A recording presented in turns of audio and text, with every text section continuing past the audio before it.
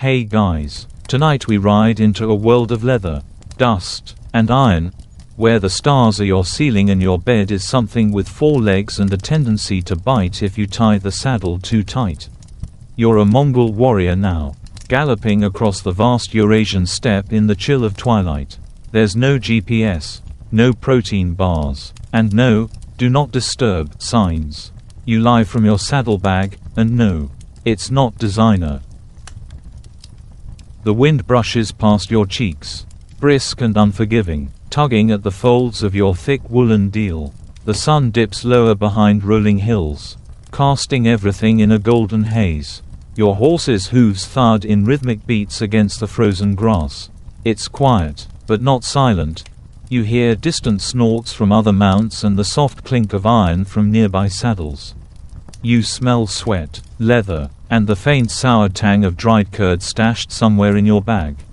You're one of many riders in the army of Genghis Khan, and tonight, you camp under the stars with centuries of dust on your cloak.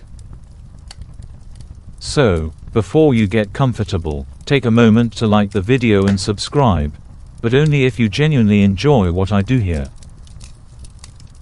And if you're still awake, tell me where you're listening from, and what time it is. I'm always amazed to see where these journeys reach.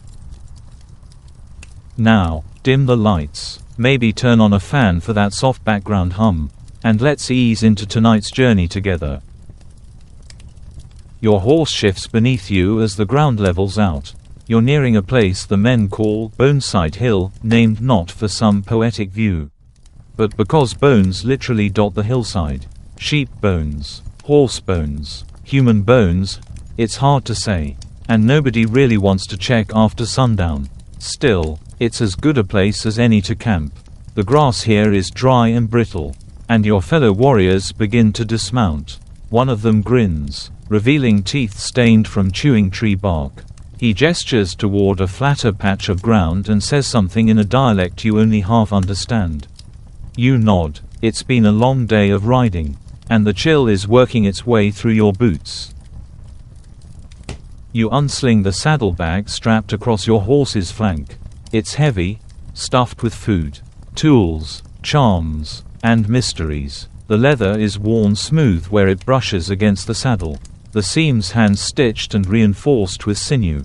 You kneel beside your mount, patting its neck, and begin to unpack. But first, you look up. Stars are already emerging, pricking the darkening sky like tiny knife wounds in black silk.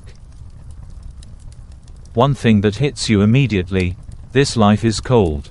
Like, did I forget my skin at home? Cold. Even with your layered wool and fur, the wind still finds ways to snake into your clothing. The Mongol deal, a long wraparound tunic, is thick and belted with a sash that holds knives, coins, and probably a secret or two. The boots are leather and felt, curled at the toe. You stuffed the inside with straw to help keep the cold out, though your toes would disagree. As you set up camp, a few other warriors start a fire. You smell pine smoke and singed meat. Someone's roasting part of a marmot. Probably. You won't ask. You've eaten worse. They say Genghis Khan could read the wind.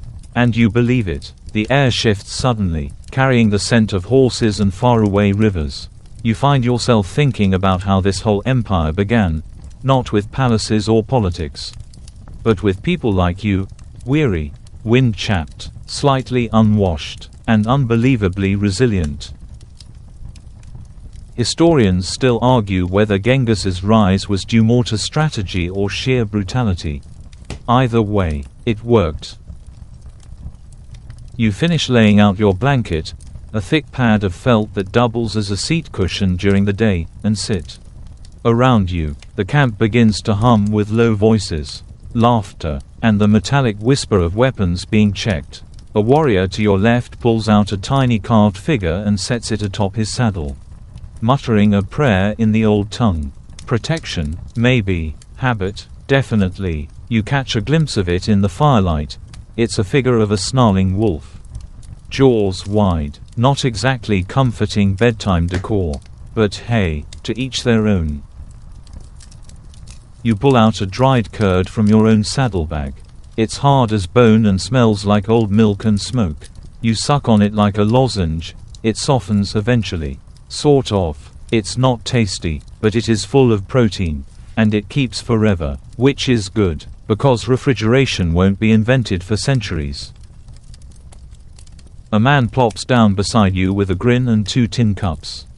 He pours a splash of something cloudy and white. You recognize the smell immediately.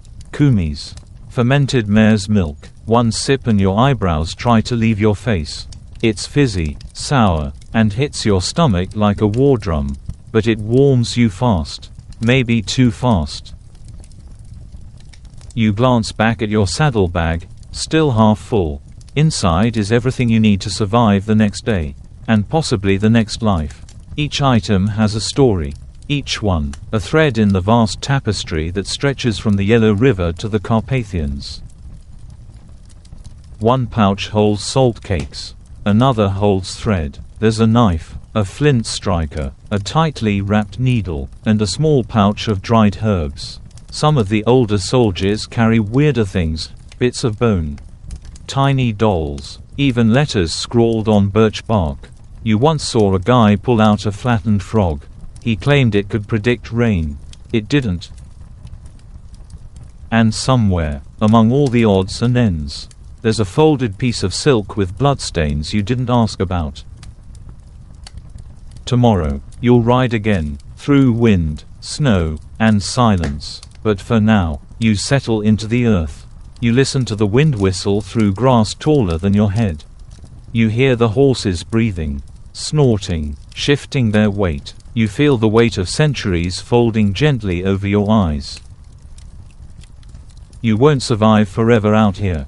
In fact, you probably won't survive this decade. But tonight, you're warm, you're fed, and the stars don't seem quite so cold. You wake before the sun, wrapped in your felt blanket, the smell of horse sweat and ashes still lingering in your nose. Your breath fogs in the air, and you can barely feel your fingers. A low grunt from your mount reminds you, you're not the only one freezing. You sit up slowly, bones creaking like old leather straps, and reach for the saddlebag again. You always keep it close. It's not just a travel pack, it's your pantry, medicine chest, toolbox, and, occasionally, pillow. Your horse gives a huff, stamping its hooves, and you press your forehead against its neck for warmth. The fur is dense, thick like carpet, and slightly oily. Mongol horses are built for this, stocky, resilient, a little grumpy, and shockingly loyal once they've decided you're tolerable. They don't look like much compared to the sleek war horses of knights or samurai. But these little beasts can run all day, sleep in snow, and live off frozen grass. You, however, cannot. You brush frost off the saddle, rub your hands together, and start packing. Everything goes back into the saddlebag in reverse order, felt padding first. Tools next, food last. Your life fits into it with surprising ease. What doesn't fit into the bag fits into your horse, sometimes quite literally. Here's the part modern folks might not believe. Mongol warriors drank their horses' blood. Yeah, you're probably making a face right now. But hear me out. It wasn't violent or cruel, just incredibly practical. In desperate moments, you'd nick a vein in the horse's neck with a special knife. Collect the blood into a cup, and let it clot into something like warm, salty pudding, full of iron, full of life. The horse barely flinched and just kept trotting. You gave it extra grass later and maybe whispered an apology. Everyone survives another day. Historians still debate how common this practice really was, whether it was an emergency-only situation or a fairly routine snack break. What's clear is that Mongol horses weren't just transportation, they were part of you. Like extra limbs with their own opinions. As the morning frost melts and turns the dirt to sludge, you mount up. The saddle feels stiff, but familiar. Under it, the gear stays balanced, the thick rope coiled on one side. A rawhide canteen on the other. Your bow is strapped across your back, wrapped in oiled felt to keep out the damp. The horse shifts under your weight and starts forward before you even signal. You swear it can read your thoughts. The army stretches out in a lazy line across the steppe. Riders yawning, scratching, adjusting stirrups. You're not marching in rows, this isn't Rome. You travel loose and fast, always moving. Some warriors even sleep in the saddle, leaning forward like drunken dancers and trusting their horses to stay the course. You've tried it, you fell off, twice. The sky brightens, and you start to see shapes more clearly. Lumpy hills, distant shrubs, a lone fox watching from a rock. Birds circle overhead. You hear a cry from a scout, something about a river crossing ahead. Time to get wet, again. As your group trots forward, you dig into your saddlebag for a bit of dried meat. It's chewy, tough as old boots, and tastes like someone salted leather and dared you to eat it. You do, of course. Protein is protein. Your horse watches you with something that might be disgust or envy. You pass a group of archers riding double, 2 men to a horse. One holding the reins, the other adjusting his quiver. You know those arrows are barbed, balanced, and honed by hand. You'll get to yours later. For now, you chew and ride and try not to think about your sore thighs. Later in the day, the weather shifts. The wind picks up, bringing with it a fine dust that coats your lashes. You pull your scarf higher. Your horse lowers its head, plodding forward with its usual stubborn grace. You reach down and pat its neck again, whispering nonsense, some version of thanks. It's saved your life more times than you can count. You remember once, during a skirmish near the Tangut border, when a spear came so close you heard it whistle. Your horse turned at the last second, the point grazing your thigh but missing your heart. That night, you fed it the last of your salt curds and let it sleep beside you. It snored, loudly. There's a saying among the riders, a good horse is your shadow. Always there, always under you, carrying not just your gear, but your stories, your sweat, your fear. Some say the souls of warriors are reborn as horses. Others say it's the other way around. You look around. One guy in your unit braids his horse's mane with tiny beads, each one for a fallen comrade.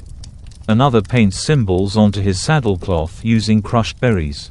Superstition, probably, but after you survived arrows, frostbite, and exploding marmots, long story, you start to take symbols seriously. That's the thing about Mongol life, it's built around the horse. Not just on it, not just with it, around it. You eat from it, drink from it, ride it, sleep beside it. You know its moods better than you know your own. And it knows yours. As the day winds on and the sun tips westward, you dismount near a muddy stream. Your horse drinks deeply while you scan the horizon. The land rolls on forever, like the sky grew tired of ending. No walls, no borders, just grass, wind, and time. You crouch by the saddlebag, checking for leaks, repacking your kit with the lazy precision of a man who's done this too many times. You find a piece of wood carved into the shape of a horse. A gift from a child in a town you barely remember. You turn it over in your palm. It smells faintly of smoke and cherry sap. You slip it back in and tighten the leather ties. Time to move. You whistle softly, and your horse flicks its ears. Ready. Back in the saddle, you adjust your grip on the reins, flex your fingers, and nudge the beast forward. Another river, another night, another piece of sky waiting to be ridden under.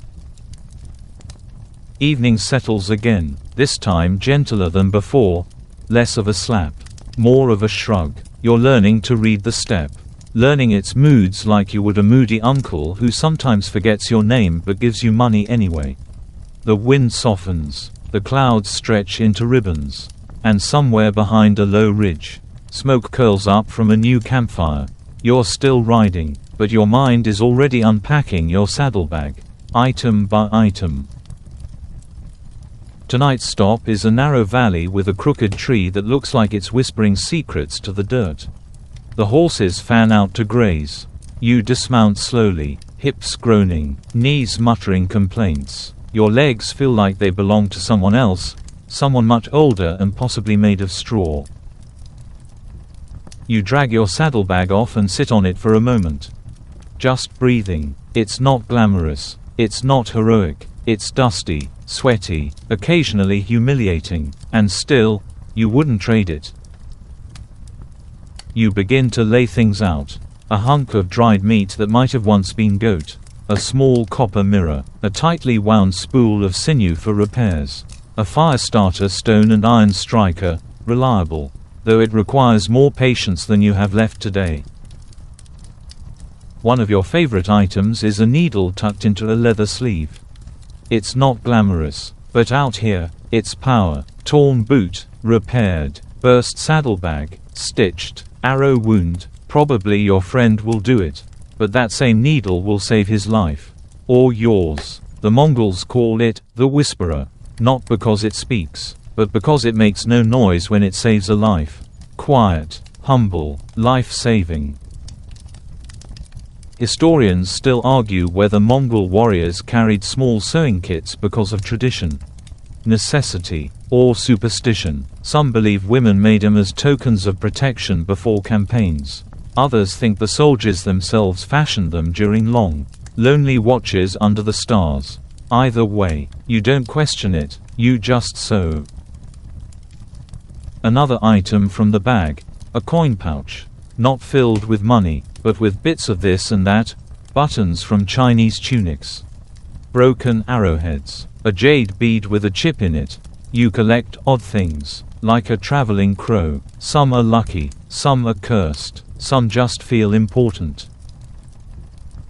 You pick up a tiny wooden figure of a deer. No eyes, no detail, just the shape. It was pressed into your palm by an old herder after a victory feast. He said it would help you find clean water. You haven't lost it since.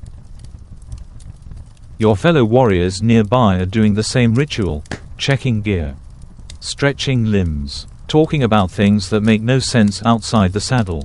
One is sharpening a blade. Another is grumbling about a dream where a yak stole his boots. You listen, half amused, half exhausted. A young rider walks by with his saddlebag slung over one shoulder. It's new, still stiff, the leather pale and unmarked. You nod. He nods back. He's new to this life. And his eyes haven't yet dulled from wind and war. Give it time. You reach for your water pouch.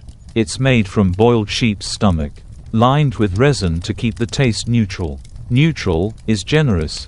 It tastes like smoked sock. But water is water, and your body thanks you with every swallow. There's movement from the far side of camp. Someone's cooking. The smell of onions and mutton fills the air. You glance down into your own rations and sigh. Time for another evening of bortsog. The Mongol fried dough. It's like a biscuit had a love child with a rock. You chew carefully, as your dental plan is, don't chew rocks. Still, it fills you. You tear off pieces and feed crumbs to a curious magpie nearby. It hops closer, cocking its head. You give it a wink. Birds are safer company than generals. As the light dims, the horses begin to circle tighter. Mongols often tie their mounts together in small groups using long leads. It keeps them close, keeps them safe. Your horse finds its spot near the tree, nibbling at moss. You've named it, though you never say it out loud. Names are private out here. Sacred. If something happens to your horse, the name burns hotter than a wound. Some riders believe a name spoken too often becomes a beacon for bad luck. Others whisper it before a charge, trusting the name to guide their hand. You keep yours inside, close, safe. There's a legend passed around the fires. A warrior once carved his horse's name into a rock before battle. He survived. The horse didn't. The rock is still there, they say, somewhere near the Tian Shan Mountains, where the wind reads names and forgets faces. You brush dirt off your boots. One has a split near the heel. Out comes the needle. Again, you sigh, thread it with practiced hands, and begin to sew. The rhythm is soothing. Jab, pull, jab, pull. The fire crackles nearby, and someone starts to hum. It's a low, tuneless thing, but it holds the night together. One guy starts talking about his dreams again. Last week, it was a flaming camel. This time, it's a river of sheep. You nod along. You've had dreams too, of cities with no walls, oceans that stretch forever, voices calling from the tall grass. But you never tell. You shift in place, adjusting your deal. A small stone tumbles from the hem. You chuckle, must have picked it up during that wild downhill gallop 2 days ago. You hold it up to the firelight. It's smooth, red, almost heart-shaped. Another addition to the Saddlebags collection. This is how it always goes. Little things get folded into your life without ceremony. A token here, a twig there, and before you know it, your saddlebag tells your story better than you do. One warrior starts whistling, not a tune, exactly, more like a signal. You join in, lazily. It's a game, like echolocation. Who's awake? Who's nearby? You hear 2 distant replies. Soft and slow. You grin.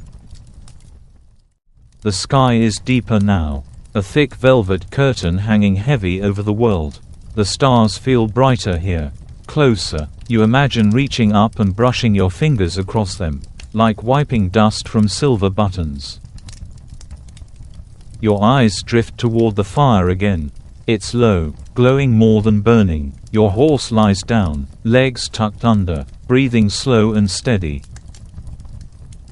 You tuck the needle away. One last look at the saddlebag. Everything in its place. Every piece of your past folded into leather and string. The wind picks up slightly, rustling the grass, humming through the crooked tree like a forgotten lullaby. You lie down beside your gear, head on a rolled-up coat, fingers still smelling of iron and pine sap. And you dream, not of war or glory, but of rivers that lead nowhere, stones that sing, and a sky that always knows your name. Morning again, because time has no manners out here. It just arrives without knocking. You open your eyes to grey sky and a crooked elbow poking you in the ribs. Someone rolled over during the night and forgot personal boundaries. You grumble, stretch, and sit up, your body reminding you that you slept on dirt. Again, but you're Mongol now, or at least, you play one convincingly, so you shake it off and start the day with the sacred ritual of finding your boots.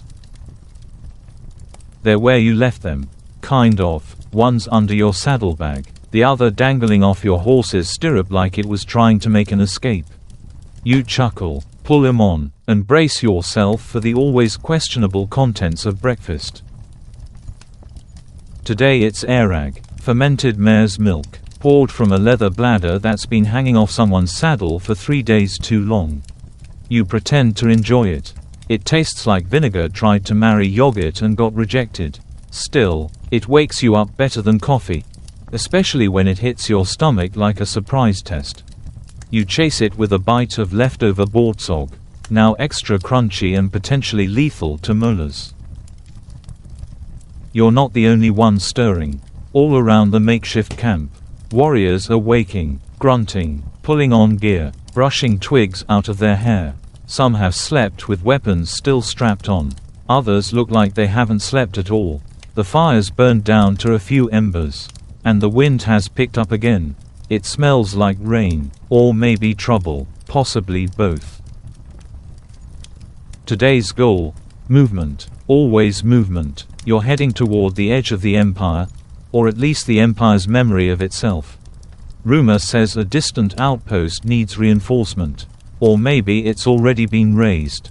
No one really knows. Orders are like smoke signals. Everyone interprets them a little differently. You pack quickly, but not carelessly. Each item has a place. And the saddlebag is a kind of sacred geometry. Loose dried meat goes in the inside pouch, wrapped in oiled cloth to keep it from turning into sandpaper. Next comes the flint, tucked into a bone case. Your mother gave you that. She said it would keep your fire strong. Or maybe she just wanted you to stop borrowing hers. You add a pouch of dried juniper berries. You're not sure why. Someone told you once they help with stomach cramps. Or fevers. Or snake bites. You've never tested it, but it's comforting to have them. That's the thing with saddlebag contents. Half the items are tools. The other half are just talismans of belief. Historians still argue whether Mongol warriors carried herbal remedies because they genuinely worked or because they were the closest thing to magic out here. Either way, you're not risking it. The steppe doesn't care if you believe in medicine or myths. It just keeps being enormous and unpredictable. Your bow gets a fresh wrap of felt. The damp has been creeping into the strings. And you don't trust it. You test the draw anyway. Smooth. Tight. This thing has saved your life more times than you can count.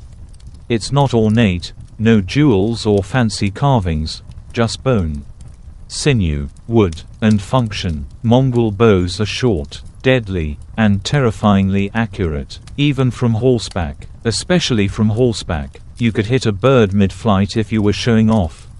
You've tried. You hit a tree. Close enough. There's a story you once heard about a warrior who shot 5 arrows in the time it took a man to blink. They say he wasn't even aiming, just listening to the wind. You don't believe it, but you kind of want to. You finish packing and sling the bag over your horse. The animal shifts but doesn't protest. It's used to you. You click your tongue, and it starts walking before you even mount. Show off. The column begins to form, a loose collection of riders. Like tumbleweeds that all happen to roll in the same direction. You ride toward the horizon, which never gets any closer, and watch the grass blur beneath your horse's hooves. Mid-morning, you stop at a shallow stream to refill water. The pouch leaks, just a little. You patch it with pine resin from a tiny jar you've carried since last spring. It smells like the inside of a campfire and sticks to everything. You love it. You hate it. As you squat by the water, you see something shining in the mud, a coin. Not Mongol. It's foreign, stamped with strange markings and a bird you don't recognize. You pocket it. Another oddity for the saddlebag collection. Later, you'll tell someone it was a gift from a desert merchant who spoke in riddles. Makes a better story than, I found it next to a frog. Lunch is shared on horseback, dried meat, a few stale curds, and the last of the honeycomb you traded for 2 arrowheads. It's sticky, sweet, and feels like luxury in a world that's mostly brown and gray. Your fingers are coated in sugar and dust. You wipe them on your sleeve. That's what sleeves are for. The road, or what passes for one, grows rougher. The steppe gives way to rocky hills. And your horse grunts in protest. You pat its neck and whisper encouragement. Which is really more for you. The saddlebag bounces against your leg with every step. A steady thump-thump rhythm that somehow becomes calming. You think of home, whatever that means. Maybe a felt tent pitched near a river. Maybe a fire crackling beside a pile of wool. Maybe someone waiting. Probably not. You shake the thought off like dust. The sun dips lower, and shadows stretch long. You pass a skeleton, horse, not human, picked clean by crows and time. You don't flinch. You just nod and keep going. You've seen worse. There's a moment just before dusk when the world goes quiet. No birds, no wind, just the creak of leather and the soft snort of your mount. You pause and look around. Endless land, endless sky, and somewhere out there, a reason for this journey. You ride until the horizon finally folds inward and a cluster of trees signals rest. Camp again, fire again, stories again, someone finds a half-burned wheel, evidence of something, or someone, long gone. You unpack, slowly this time. Your fingers trace each item like old friends, the flint, the berries, the coin, the mirror. You add a feather today, plucked from a falcon that flew too low. A new story, a new layer. You lie back on your blanket and stare up at stars that have watched warriors for centuries. Your saddlebag lies beside you, bulging slightly, holding pieces of a life no one else quite understands. And somewhere inside, that little wooden deer still whispers, always pointing you forward. Morning comes in sideways, golden light creeping through your eyelids like an overly enthusiastic roommate who forgot the concept of silence. You blink, squint, yawn like your jaw might detach, and reach blindly for your saddlebag. Not for anything urgent, it's just become a reflex, like checking your phone in modern times. Out here, the saddlebag is your phone, wallet, medicine cabinet, and occasionally pillow. You sit up slowly, every joint popping in protest.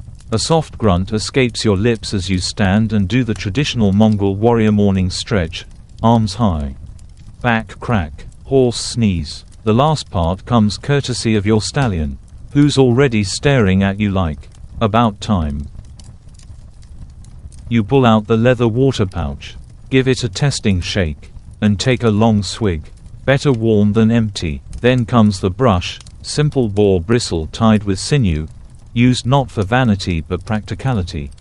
Dust, sweat, and wind will turn your scalp into a dried riverbed if you're not careful. Clean hair, clean thoughts, that's the unspoken rule. Today's ride will be longer. You can feel it in the air. Or maybe it's the way the commander didn't make eye contact last night. You've seen that look before. Trouble's coming, wrapped in silence. You grab a piece of cured mutton from the bag, tougher than most leather sandals. But at least it won't go bad until the sun explodes. Chewing is an upper body workout. You contemplate dipping it in melted animal fat. Then decide you're not quite that desperate. Yet. As you pack up, you notice a new smell in the air, wet pine and something smoky. It's not from your camp. Maybe someone else is near. Or maybe a village burned. You try not to speculate. That way lies anxiety, and you've got enough of that already. Your saddlebag gets another check. It's become a bit of a ritual, hasn't it? A quiet inventory of life. You run your fingers along the inner seam where you stitched the leather back together after a fall last season. The needle held, your work held. It makes you proud, in a small, quiet way. From the side pocket, you pull out a roll of parchment, worn, water-stained, scrawled with someone's idea of a map. Historians still argue whether Mongol warriors carried detailed maps or simply relied on oral knowledge and landscape memory. This one's more doodle than geography, filled with dots, arrows, and something that looks like a dancing goat. But it's useful, mostly. You squint, tilt it sideways, then upside down. That tree with the split trunk is supposed to be somewhere. You roll it back up and put it away. Guessing is part of the fun. You mount your horse with the grace of someone who's done this 1,000 times, and still gets it wrong once in a while. Your knees creak, the saddle groans. You pat the horse's neck. "We got this," you whisper. And you do. You ride. The grass flows around you like waves, the horizon tilting slightly as you angle toward the hills. Clouds drift above, lazy and indifferent. Somewhere in the distance, you hear hooves that aren't yours. The column tightens slightly, eyes narrow, hands rest on bows, just in case. No ambush today, just a wandering herd of wild horses, manes like banners, tails whipping in rhythm. You watch them pass, free and aimless, A few riders joke about switching sides. Think they'd let us join? One says. You laugh. Quietly, though. By midday, you stop at a rocky bluff with a shallow cave beneath it. Time for lunch. You pull out another prized possession, a small, flat pan made from beaten iron. It's heavy, annoying, and utterly indispensable. With a few coals and a chunk of lard, you can turn old bread into something resembling food. Today, you fry some bortsog until it sizzles. It's still dry, but now it crackles. Improvement. Someone offers you salt from a carved horn. You accept gratefully. Salt is life out here. Preserver, healer, briber. You keep a pinch wrapped in cloth in your saddlebag, just in case. One rider says he once saw a man trade a whole bow for a handful of salt during a siege. Bow was cracked, he adds. Still, salt wins. You take out a dried root, bitterness that could rival your commander's personality. You chew it slowly. It's supposed to help with focus, or digestion, or dreams, maybe all three. Historians still debate whether Mongol warriors relied on herbal stimulants for endurance, or if they just had a higher tolerance for misery. After the break, you resume the ride. The land shifts again, less step, more scrub and stone. You spot vultures circling, but no carcass beneath. Not yet. Anyway, it's the kind of sign that tightens your gut. Just a little. You reach a ridge by late afternoon. Below, a ruined settlement spreads out like spilled charcoal, blackened wood, scattered bones. Half a yurt still standing. The column halts. No one speaks. You dismount slowly, eyes scanning for movement. None. Just the echo of wind against broken beams. You step carefully, saddlebag bumping against your side as you move. You peer inside a collapsed home. Empty. Char marks climb the walls like old memories. From your saddlebag, you pull out a length of cloth, used for binding, covering, cleaning wounds. Today, it becomes a shroud. You wrap it around a small bundle of bones by the door. You don't know whose they were. Doesn't matter. Mongol, farmer, merchant, they deserve rest. There's silence as the group does the same. Quiet, reverent, no ceremony, just instinct. Later, by the fire, conversation returns slowly. One man talks about his father's first saddlebag, so worn it had holes the size of his fist. Another shares a story of finding a stone carved with a face. Looked like me, he says. Kept it for a year. Then it disappeared. Everyone nods like that makes perfect sense. You add a new item to your bag. A shard of blackened pottery from the ruined village. Not for memory, for weight. Sometimes you need to carry the past. Literally, just to know it's still there. As night deepens, you sit back against a rock, saddlebag at your side like a loyal hound. You open it once more, checking not for loss, but for comfort. Everything's still here: the mirror, the root, the flint, the feather, the coin, the deer, and now, the shard. A full moon rises, turning the steppe silver. You breathe deep, close your eyes, and drift, dreaming not of war or ruin, but of grass that grows back, and fires that stay warm, and roads that, just maybe, loop back home. Sleep never lasts long enough on the steppe.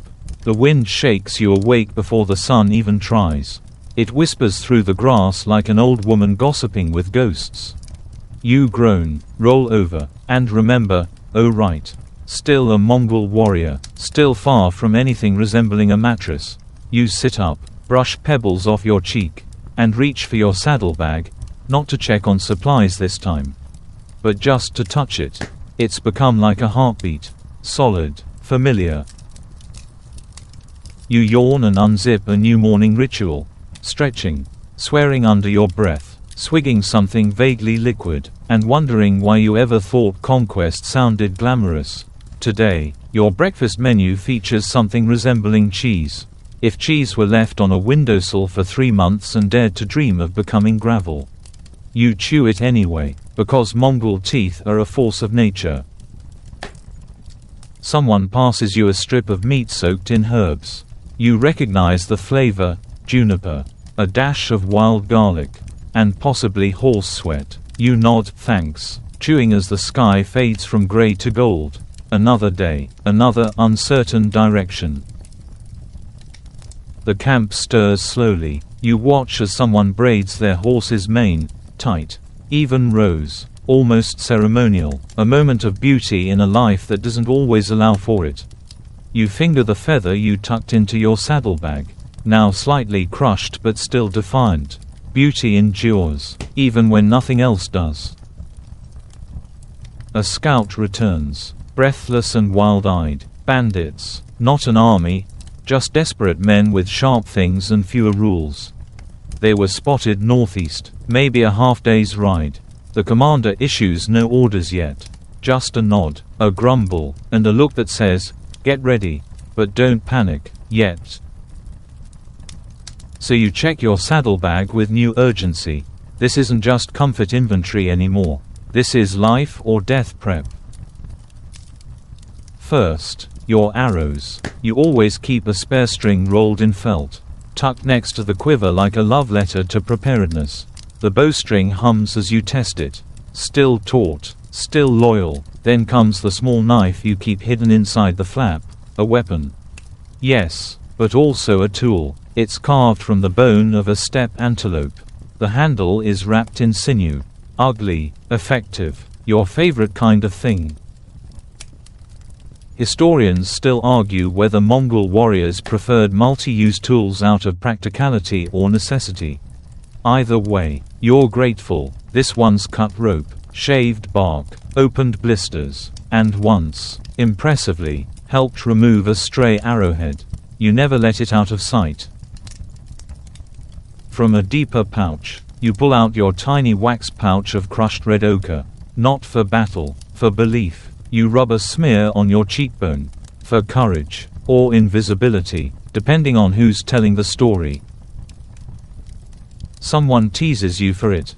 Which paint? They mutter. You shrug. Maybe, but you've lived this long, haven't you? You ride out by mid-morning. Heads low, pace steady. You're not chasing the bandits. Not yet. Just positioning, watching, waiting. Mongols are good at that. Patience masked as motion. The landscape shifts again. Flatness gives way to slopes. You ride through a dry ravine where the rocks are red and brittle. You see old carvings, lines, shapes, symbols left by someone older than memory. No one talks. It feels wrong to speak here. You rub the side of your saddlebag where the deer carving lies. Still facing forward, still pointing toward whatever comes next. Midday, you stop to water the horses. As they drink, you pull out a scrap of waxcloth. Inside, a few pine nuts, rations of the tiniest kind. You eat them one by one. Like gold coins, the oil coats your mouth and calms your stomach. Beside you, someone uncorks a small bottle of vinegar-soaked onions. They offer you one. You decline politely but make a note. Pack your own next time. Your saddlebag has become a library of lessons. Every item is a memory, a decision, a mistake you didn't repeat. Like the time you carried extra flint and saved a freezing scout's life. Or when you forgot your backup water pouch and spent 3 hours licking condensation from your horse's mane. Don't judge. It was a low point. You hear the call, short, sharp, like a cough that means, ready. The commander points toward the hills. The column forms, and you ride. This is no charge. Mongols don't blunder into fights. You arc wide, circling like vultures that haven't decided if you're hungry or bored. From your saddlebag, you pull the strip of black cloth used to tie back your hair. The wind's too wild today. You knot it tightly, a tiny ceremony that says, "Time to focus." You spot movement ahead, 3 figures. maybe 4. Ragged, fast, nervous, bandits, no doubt. They see you and vanish behind a ridge. You follow, quietly, deadly. Then it happens. One bolts toward the stream, hoping for speed. Your arrow's already nocked. You ride low, your legs hugging the horse like roots around a tree. You draw, release, and the arrow flies, straight, true, taught by muscle memory and blind faith. It hits. He tumbles. The others scatter. You don't chase. You don't need to. They know now. When it's over, you breathe deep, not relief. Exactly. More like confirmation. You're still alive. You open the saddlebag and place a pebble inside. Smooth, black. It was near the man you hit. A marker, not a trophy. Later, as you sit by the fire again, rubbing sore muscles and unraveling the day's tension, you pull the pebble out and hold it in your palm. It feels cool, heavy, quiet. First, someone asks, gesturing to it. You shake your head, just today's, and tuck it back inside. You fall asleep against your saddlebag, your armor off, your thoughts drifting. You dream of nothing dramatic, just grass, wind, and a bird that flies forever without landing. The wind is gentle today, carrying with it the earthy scent of damp grass and the faint tang of ash from last night's fire. You wake slowly, the way people do when the body isn't under threat and the mind is still sorting through old dreams. Your eyes blink open to the familiar curve of your saddlebag's flap. The stitching pattern etched into your memory like a prayer bead. It rests beside you like a guardian. You stretch, then sit up with a groan. Your knees aren't young. And the step doesn't believe in comfort. The fire is down to glowing embers. One of your comrades is boiling something questionable in a dented tin pot. It smells like dried fish and smoke, which is honestly a step up from yesterday. The saddlebag opens with a soft creak. Inside, the usual suspects: flint, feathers, root chips, a pine nut or two. But today, you reach for something tucked into the lining, a small vial sealed with wax. Inside, fermented mare's milk, thick as soup, sharp as betrayal. You sip, grimace, and feel it hit your stomach like a fist wrapped in a blanket.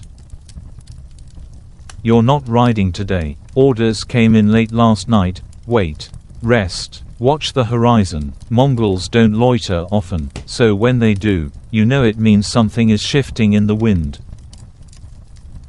You decide to make repairs. The saddlebag has taken hits, scrapes from thornbrush, a tear from that panicked fall into a rocky stream, and a mystery stain no one will claim responsibility for. You pull out your bone-handled awl and sinew thread, cut from last week's hunt. The leather is stiff and stubborn, like an old soldier who insists he's just resting his eyes. You stitch carefully, each pull deliberate. The bag has held you together in more ways than one. Without it, you'd be scattered across the steppe like dropped grain. You reinforce the strap too, double knotted and sealed with wax. No fraying on your watch. A younger rider watches you. Why bother? He asks, gesturing at your saddlebag. We get new gear after the next victory. You smirk, and throw this away. You hold it up. This thing knows all my secrets. He laughs but doesn't get it. Not yet. By mid-morning, the waiting starts to wear thin. You wander a bit, taking in the shapes of the hills like reading the back of your own hand. You spot an old burial mound in the distance, rounded, collapsed at one side, partially reclaimed by wildflowers. You walk toward it, out of instinct more than intention. The mound is silent, but not dead. You feel the presence of time here, layers of warriors before you, all carrying bags of their own. Maybe they too kept feathers, and pebbles, and secret roots. Maybe their saddle stitching was neater. You kneel and press your palm against the stone slab half buried in earth. It's warm from the sun. From your saddlebag, you pull out the coin with the square hole, the one that rattled free near the ruins 2 days ago. You leave it at the base of the slab. An offering, a message, doesn't matter, it feels right. Historians still argue whether Mongol warriors practiced any consistent burial rituals while on campaign or if customs varied wildly by region and circumstance. You think about that often, how memory works when you're constantly moving forward. Always folding yesterday into a saddlebag and galloping away. You head back to camp. The others are gambling with carved knuckle bones, tossing them onto a flattened cloak. You watch for a moment, then pull your own bone from your bag. It's smoother, older, less likely to impress anyone, but you toss it anyway. It lands on its edge and rolls dramatically before falling flat. Everyone laughs. You pretend you meant to do that. Someone passes you a scrap of song, just a hum at first. Then a lyric or two in an old dialect that tastes like honey and gravel. You join in without realizing. The song is about a falcon that flew so high it saw the gods arguing over soup. You don't know all the words, but you know the story. Lunch is thin, dried yogurt slices.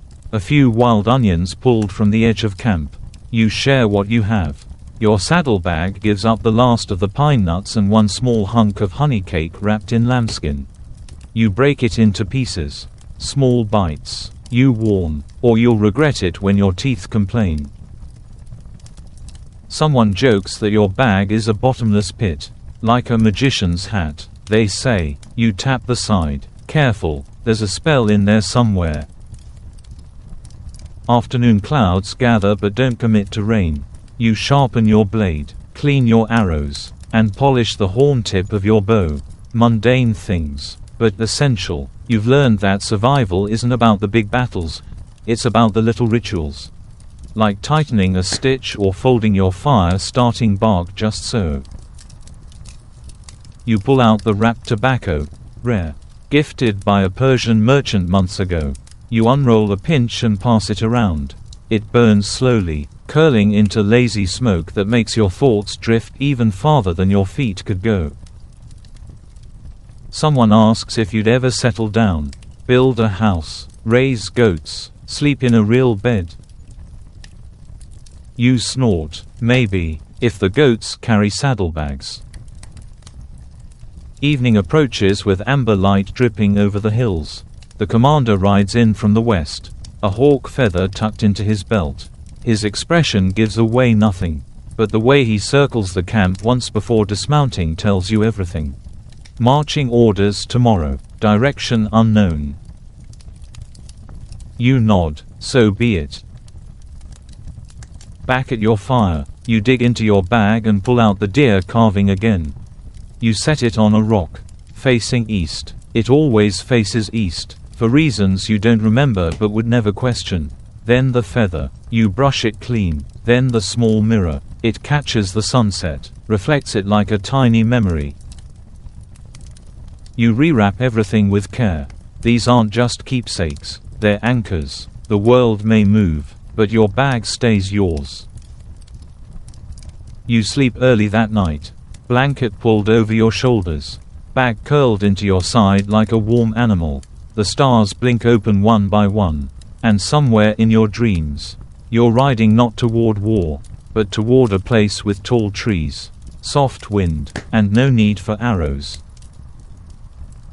You wake before the sun, not because anyone calls you, but because your body has learned to do this, just like it learned to ride.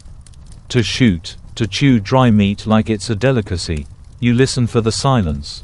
And sure enough, there it is, a heavy kind of hush. The kind that only comes before movement. You touch the saddlebag first. Like always, it's become your morning ritual. Not superstition exactly, more like respect. It's held your life through snow, dust, ambush, and even that week of relentless stomach troubles after the questionable water. You give it a pat, like thanking a mule that didn't throw you off a cliff. The order comes with a short whistle. East, saddle up, pack fast, no one needs a second reminder. As your fingers work with muscle memory, rolling, tying, strapping, you slip each item back into its proper place. Flint beside the bone knife. Dried apricots snug against the curved needle. The red cloth wrapped tightly around the small soapstone charm. Each item has its corner. And each corner has its story. You wonder if everyone's bag is like this. A diary you don't write in. But still tells everything about you. The soft leather creaks as you hoist it onto the saddle. It fits like it always has. Perfectly lopsided. By dawn, you're riding. The morning light paints the grass gold. And your horse breathes steady beneath you. Ahead, the column stretches like a thread stitched into the land. You're not sure if this journey is a chase, a migration, or just a long, glorified detour. But then again, Mongol life is rarely linear. The commander rides beside you for a spell. Says nothing, just points out a distant line of hills and mutters. Raiders, maybe, or smoke from a herder's fire. Either way, we'll know soon. You nod. You've learned not to overthink anything on horseback. Overthinking leads to distraction. Distraction leads to falling into badger dens. You've done that once. Once is enough. Midday brings a brief halt. You find shade near a crooked juniper. And the saddlebag becomes your picnic basket. Out comes a strip of cured lamb. A twist of wild herbs. And your most prized treat, a tiny pouch of salt. You dip a bit of meat into it like it's magic dust. Which, let's be honest, it kind of is. A young rider flops down nearby and eyes your stash. You toss him half the meat. He tosses back a dried plum. Trade accepted. Mongol diplomacy at its finest. You take out your fire starting kit, not to light anything, but just to check it. Everything's wrapped tightly in oilskin. The last thing you need is damp tinder during a sudden storm. You rearrange a few pieces. Then pause, fingers brushing over the corner of something you haven't touched in a while, a scrap of your mother's scarf. It's faded now, barely holding its original blue, but the smell, somehow, impossibly, still lingers. Milkweed and campfire smoke. You press it to your nose for a moment. Then refold it and tuck it deeper. Safer. The kind of thing you don't want anyone to see. Because it's the kind of thing that makes you human. Historians still argue whether Mongol warriors traveled with sentimental keepsakes, or if the demands of constant movement left little room for nostalgia.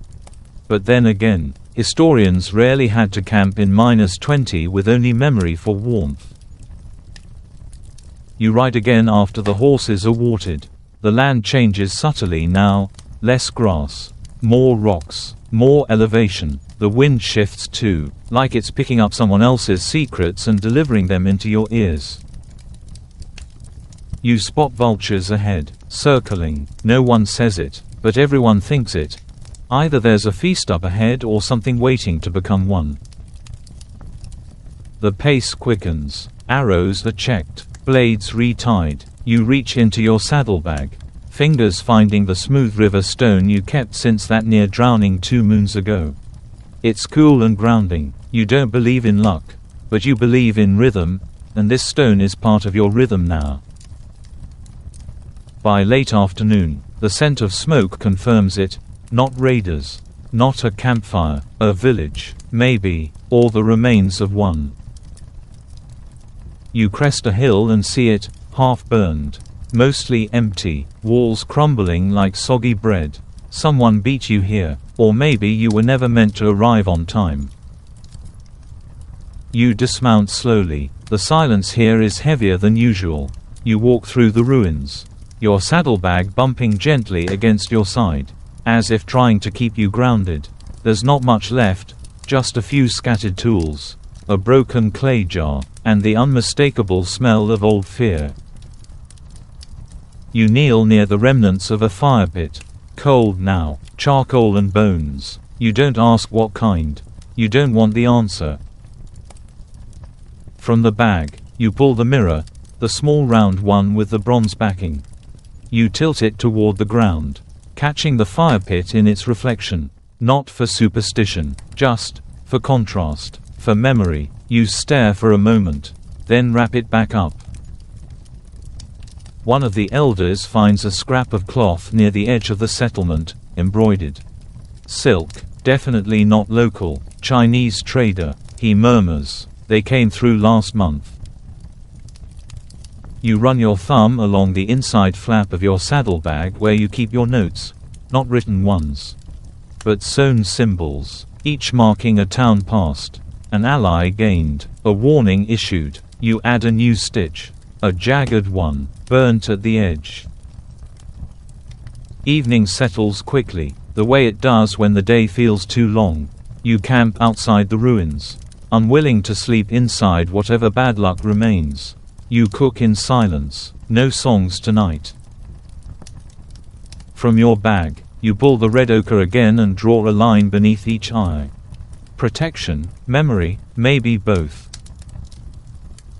You lie back, head on the saddlebag, and stare at the stars. One falls. You don't make a wish.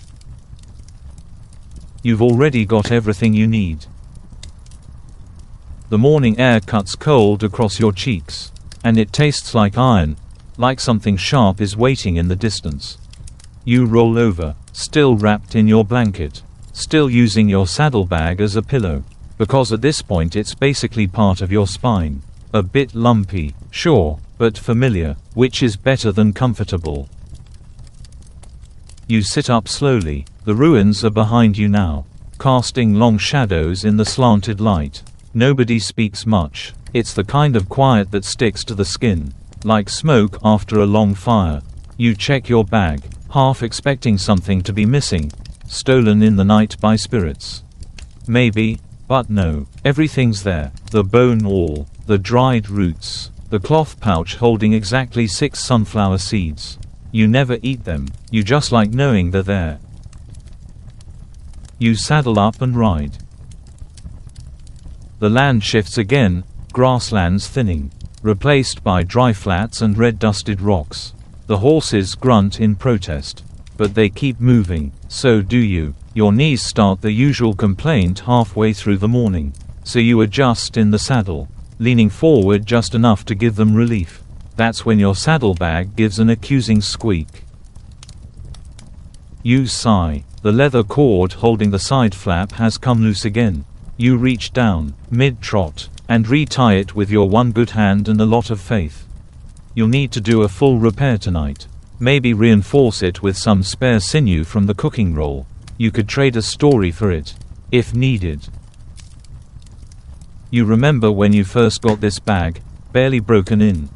Still smelling like the inside of a tannery. You'd been just a few weeks into your first raid, and a senior rider had tossed it to you like it was nothing. "Don't die with this," he'd said, "they're a pain to clean after." You didn't know whether he meant the bag or your body. The terrain flattens into a dry basin by midday, and the column halts near a shallow stream that's mostly mud pretending to be water. You dismount, stretch, and unpack your midday meal from the saddlebag, a round of hardened barley bread, still wrapped in waxed hide, and a chunk of aged goat cheese that smells like someone's boot.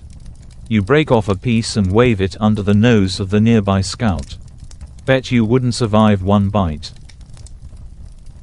He grins and takes it anyway. Regrets it immediately. "That tastes like regret." "That's because it is regret," you say. You pull out a sliver of dried apple to make up for it. The fruit is from months ago, part of a trade with a northern tribe. Still sweet, miraculously. You offer a bit to your horse, who snorts and turns its head. "Fine, more for you." While the others nap or sharpen blades, you sit by your saddlebag, opening compartments like you're unlocking a puzzle. You pull out a wax tablet, the kind used for quick notes and calculations, and scratch out a crude map of where you've been. The river here, the ridge back there, the scorched ruin. Each gets a little line or a dot. Nothing fancy, just breadcrumbs for future you. Historians still argue whether Mongol scouts carried maps or relied entirely on memory. Stars and instinct. You figure it was a little of everything. Besides, even a bad map is better than trusting your cousin's sense of direction. He once led half a squad into a salt flat thinking it was a shortcut. You still bring that up. As you trace the lines, your fingers find something else, tucked behind the tablet. In a fold you never quite remember using. A scroll, short, tightly rolled, sealed with a piece of copper wire. You forgot you had it. It's a copy of a poem, written in Uyghur script, gifted by a traveling monk after you spared his donkey from a hungry soldier. You don't read it now. You don't need to. You remember the first lines. The wind does not ask where you came from. It only wants to know if you'll return. That line always sits too heavy in your chest. Afternoon riding is long and slow. The kind of monotony that makes your mind wander.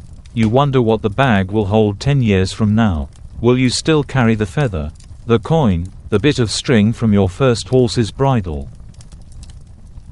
Maybe by then you'll have traded everything away.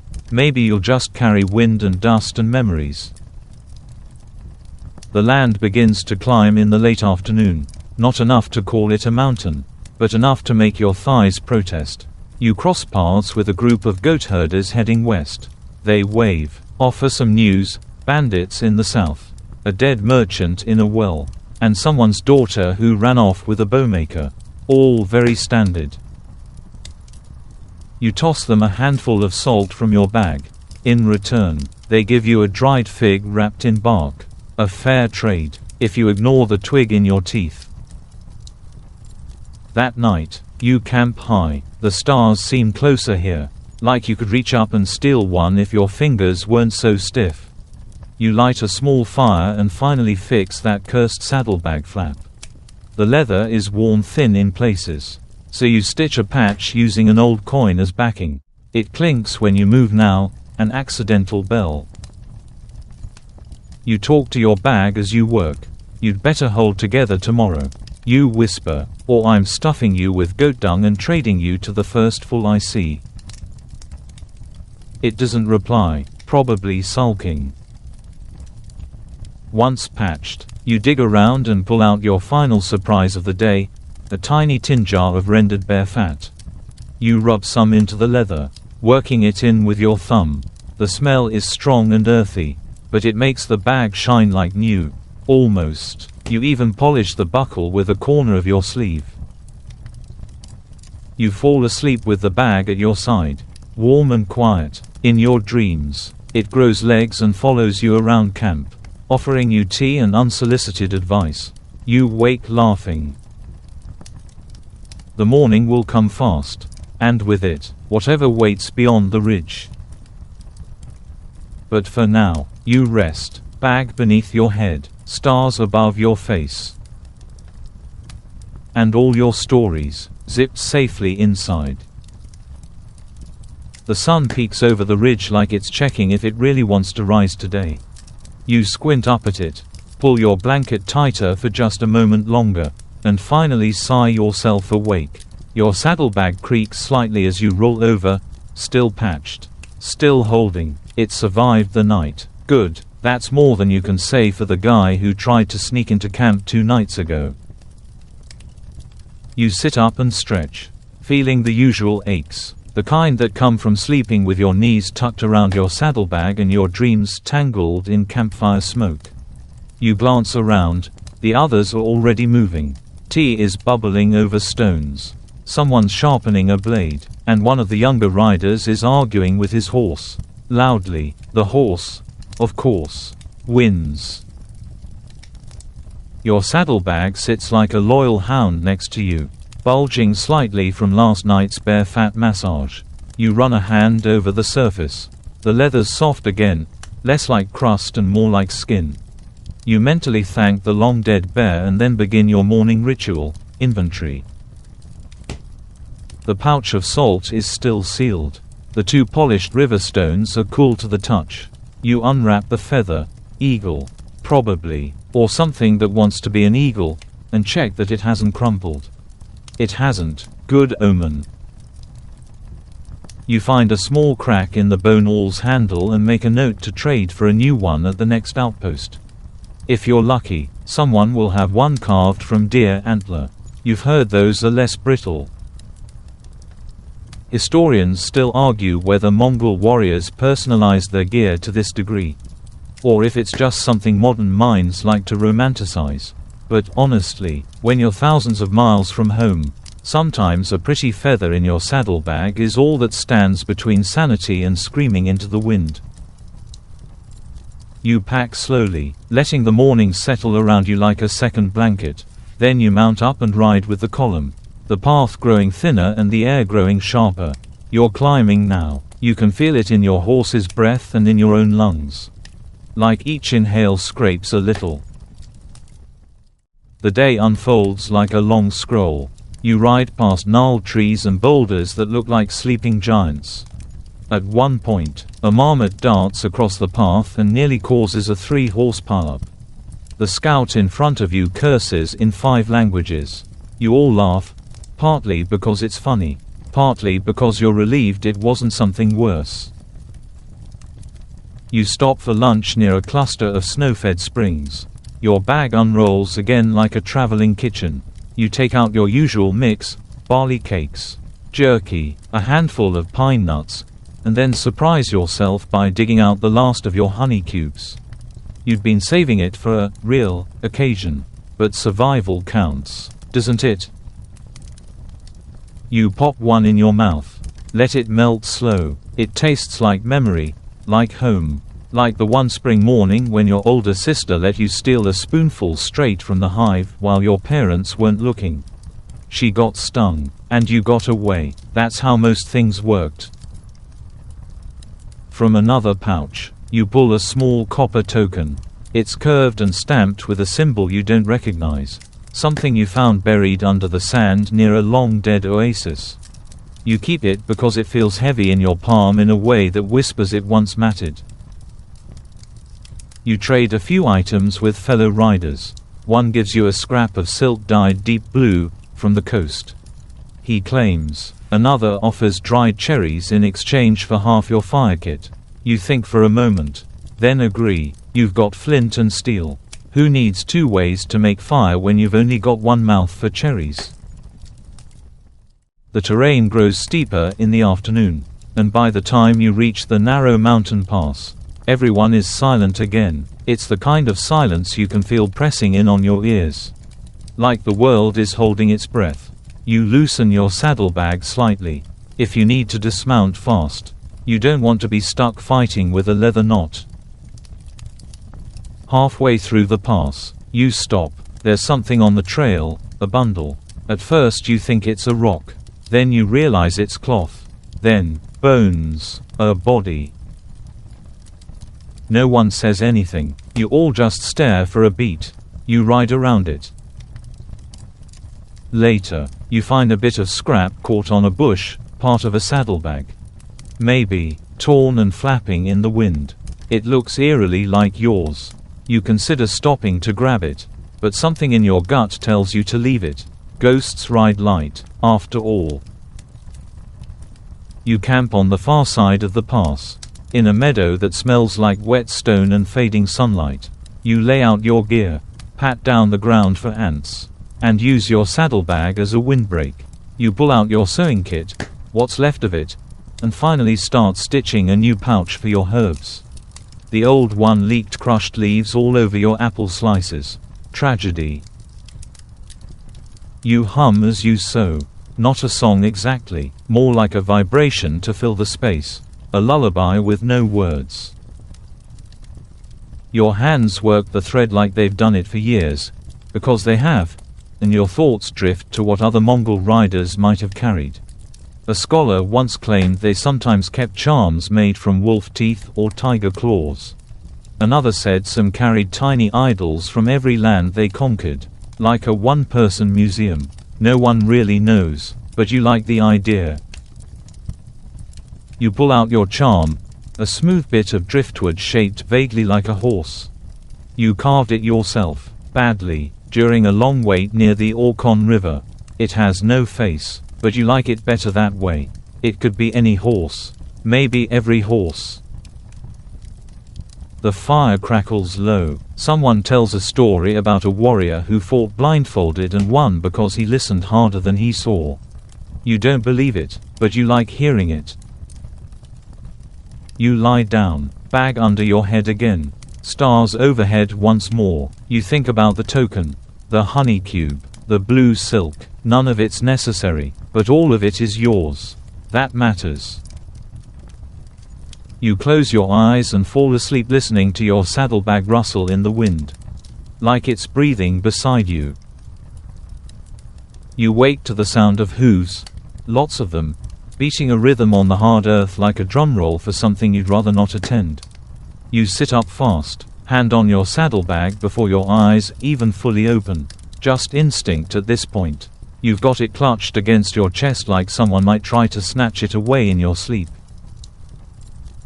Turns out, it's only the patrol team returning from their overnight scouting mission. They look exhausted, and one of them has a fresh scar across his cheek that wasn't there yesterday. He doesn't talk about it. None of them do. You rise slowly, joints groaning like old cart wheels, and shake the dew off your blanket. Your saddlebag is damp too, the leather cool and slightly swollen from the night's moisture. You rub it dry with a scrap of linen and let it sit in the rising sun for a while. The smell of it fills your nostrils, earthy, smoky, with just a hint of fermented barley from the food pouch. Comforting, in a weird, vaguely concerning way. You start breakfast, cheese, dried fish, and a finger of millet cake, all unwrapped from their cloth nests inside the bag. The fish smells terrible. You eat it anyway. Your horse makes a face. You shrug. Nearby, a few riders are playing knucklebones. The pieces clack against the stone with a sound that feels ancient. One of them calls out for a wager.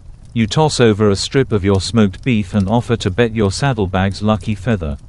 They laugh but shake their heads. No one bets with a bag like that.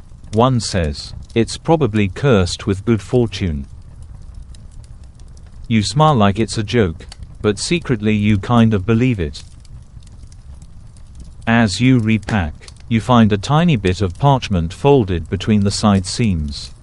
You tucked it away ages ago, a sketch you made of a falcon perched on your arm during a winter training camp. It's crude, barely recognizable, but it still sparks a flicker of pride. You keep it. Historians still argue whether Mongol warriors sketched their journeys or only left behind written records, often dictated to scribes. But when you spend this much time alone in wide open silence, sometimes drawing something is the only way to keep from forgetting what it felt like to see it. The day's ride takes you across wind-raked ridges, with valleys on either side that look like they were scooped out by the fingers of gods. The land feels different here, older, maybe, or maybe you're just tired. You find a half-buried idol near the side of the trail. It's carved from bone and shaped like a stylized wolf, worn smooth by sand and time. You clean it off and slip it into the smallest pocket in your bag, the one reserved for oddities and possibly magical junk. It rattles around next to a bent silver pin and a fossilized snail shell you picked up in the Gobi. A strange little family. The wind picks up in the afternoon, howling through the mountain teeth like a beast denied a meal. You tighten the straps on your bag. No way are you losing anything today, not even the crumbly end of your millet cake. You stop at a stream by late afternoon to water the horses. The stream is shallow but fast, glittering with mica flecks and lined with mossy stones. You kneel, cup some water in your hand, and splash your face. It's icy. Your skin feels alive again. As the others water the horses, you use the brake to check the damage to your gear. The stitching you did 2 nights ago is holding, for now. but the strap on the left side is fraying. You pull out a spare thong of deer hide from your repair kit, also inside the bag, of course, and start lacing a reinforcement. A younger rider squats beside you. Curious, why do you always carry so much junk? You grin. One man's junk is another's survival kit. He pokes the feather, the river stones, the bundle of herbs. Still seems like too much. You don't argue. Instead, you hold up the driftwood horse and say, "This once convinced a dying man to tell me where his tribe kept their grain stores. He thought it was a spirit totem." Was it? You shrug. Maybe. He walks away slightly more respectful. That night, camp is quiet. You can tell people feel the weight of the past few days, the ruins, the pass, the bones in the path. Everyone's eating in silence, polishing their gear like it's a ritual. You chew on a bit of dried fruit and start cleaning your flint. You notice that the pouch it lives in, soft leather, stitched with colored thread, has started to come loose at the edges. You'd stitched it yourself on the way back from your first winter raid. You consider repairing it, but something stops you. Instead, you set it aside gently and replace it with a newer pouch from deeper in your bag. The old one, now worn and delicate, you wrap carefully in cloth and tuck away. Not everything has to be useful forever. That's something your saddlebag's been teaching you. It holds your life, but not everything has to stay in use.